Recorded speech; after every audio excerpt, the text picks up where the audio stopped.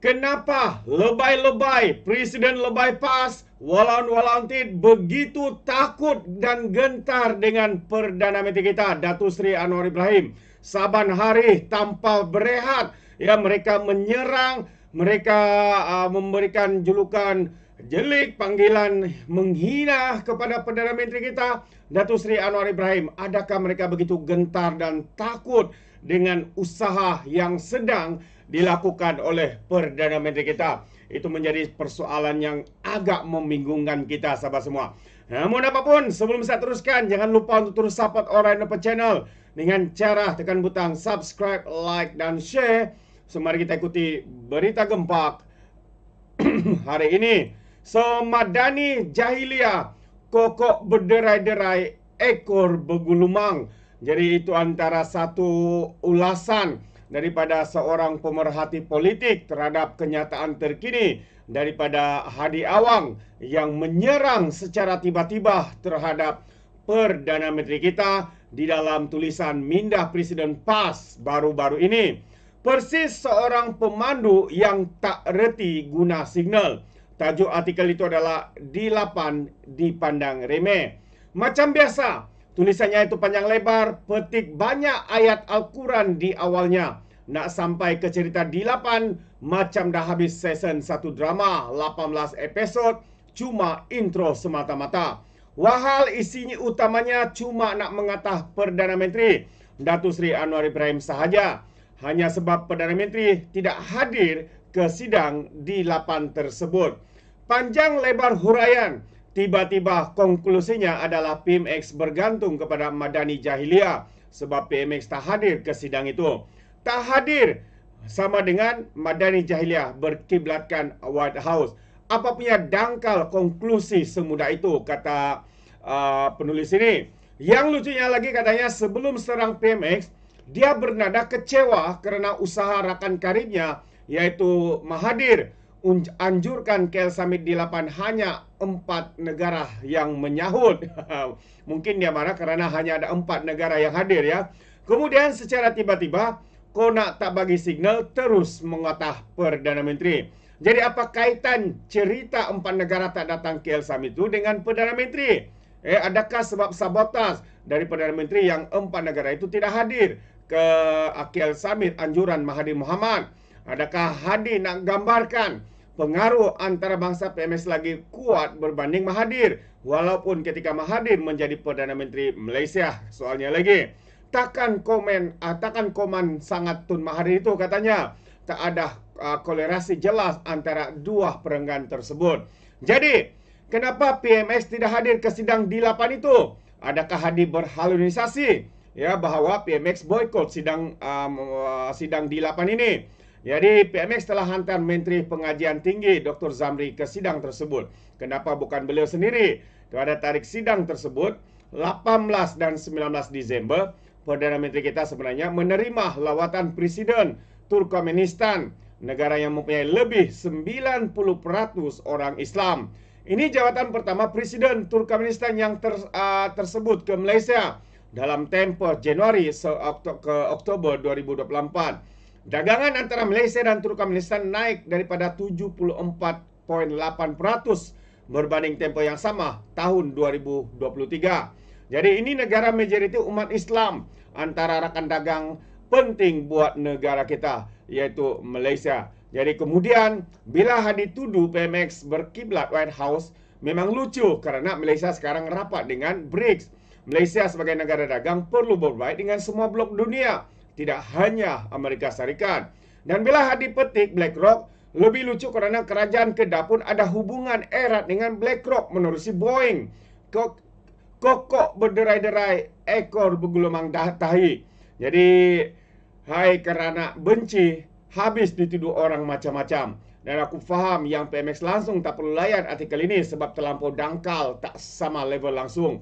Jadi sengit pemikirannya, too simple minded. Tapi nak bagi cerita sedap, kena hias dengan ayat-ayat Al-Quran yang panjang lebar, walaupun tak berkaitan dengan isi utama. Ya, seperti cukai dan teksi, ke laut dalam perginya. Waduh, ini sangat pedas, ya, huraian ataupun ulasan daripada Najib Bakar, sahabat semua. yang ditujukan khas kepada siapa lagi kalau bukan Presiden lebay PAS yang nampaknya seperti kecewa ya dengan anjuran yang diadakan oleh mereka. Hanya kerana mungkin bukan lagi beberapa, hanya 4 negara saja yang hadir. Adakah ini menunjukkan betapa PAS menghadir sekarang ini langsung tidak mendapat perhatian daripada pemimpin-pemimpin dunia luar. Bagaimana dengan pandangan anda? Dan selain daripada itu, pemuda-pemuda PAS, pemimpin pemuda PAS pula menggesa ya Parti Amanah, PKR, UMNO bersama-sama untuk bersolidaritas ataupun untuk himpunan. Kononnya mereka mau buat satu himpunan bangkit ummah. Tapi sahabat semua, ini antara respon terkini daripada pemimpin pemuda dalam Pakatan Harapan, khususnya Parti Keadilan Rakyat. Jadi apakah yang cuba ataupun dinyatakan oleh pemimpin ini, yaitu Kamil? Mari kita lihat ya kenyataan media. Jadi Timbalan Ketua Angkatan Muda Keadilan AMK PKR Muhammad Kamil Munim mengingatkan agar pemuda PAS lebih matang dan bertanggungjawab susulan himpunan bangkit ummah. Beliau yang juga setiausaha politik Menteri Keuangan menolak pelawaan pemuda PAS terhadap sayap UMNO, PKR dan Amanah dalam himpunan yang dijadwalkan berlangsung di Mas Jamik, Kampung Baru pada 3 hari bulan Januari ini, bersamaan pada hari Jumaat. Muhammad Kamil menyifatkan demonstrasi yang merupakan bantahan terhadap Menteri Belia dan Sukan Hanayo serta Menteri Perumahan dan Kerajaan Tempatan Ngakoming sebagai sekali lagi cubaan untuk menerapkan budaya ketakutan di kalangan orang Melayu. Menurutnya di platform X hari ini, himpunan membantah penerbitan sebuah buku Yo yang dan juga sambutan Christmas di pejabat kerajaan itu sebagai satu lagi percubaan populis untuk mendapatkan sokongan politik murahan ya, dengan membangkitkan sentimen perkauman dan agama. Katanya, hai umat Islam mesti ditegakkan dengan mengangkat martabat dan taraf hidup rakyat, memperkukuhkan ekonomi, memupuk perpaduan masyarakat, memerangi rasuah dan mempromosikan keadilan sosial. Pemuda PAS perlu lebih matang dan bertanggung jawab. Jangan hancurkan tatanan sosial negara ini dengan api sentimen perkauman dan agama yang sempit. Ini bukan sebahagian daripada tuntutan agama, kata Muhammad Kamil sambil mengucapkan selamat tahun baru. Jadi semalam sebenarnya pemuda PAS mempelawak sayap UMNO, PKR dan Amanah menyertai himpunan yang membantah penerbitan buku Hanayo berjudul Becoming Hana, Operational Journey dan juga sambutan Christmas di bangunan Kementerian Perumahan dan Kerajaan Tempatan. Timbalan Ketua Pemuda PAS itu Muhammad Hafiz Sabri dalam sidang media semalam mendakwa buku ia mengandungi unsur penyebaran agama Kristian secara halus yang perlu dipandang serius dan juga wajar dibantah. Jadi sahabat semua, itu adalah satu tuduhan melampau. Kerana buku ini sudah pun diterbitkan sebanyak 18 kali dan diterbitkan pada tahun 2015 atau 19 saya pun lupa, mungkin 2015. Dan ketika itu PAS ini berada bersama dalam kerajaan ya, dalam kerajaan Selangor, dan Hanayo itu adalah sebagai speaker ya, dan beberapa exco ya daripada parti PAS itu sendiri yang ada dalam kerajaan Selangor. Dan masa itu jugalah buku itu dilancarkan. Dan kenapa pada ketika mereka bersama-sama dalam satu kerajaan di negeri Selangor, mereka tidak pula menuntut seperti mana tuduhan dakwaan yang dilakukan hari ini?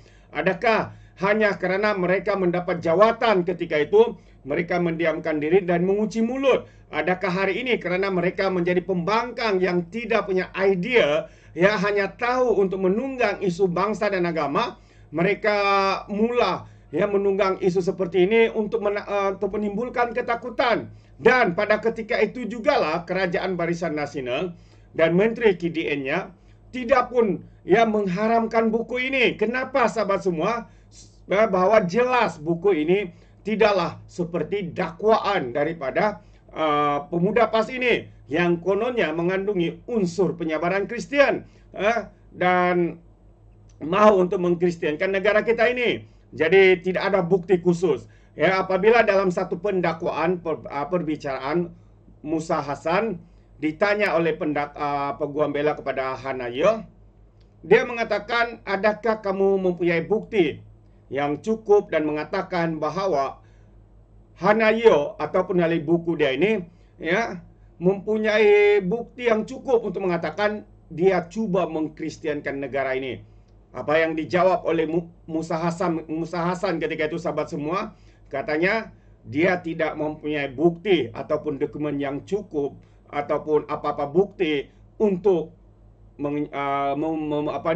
mengukuhkan dakwaan itu.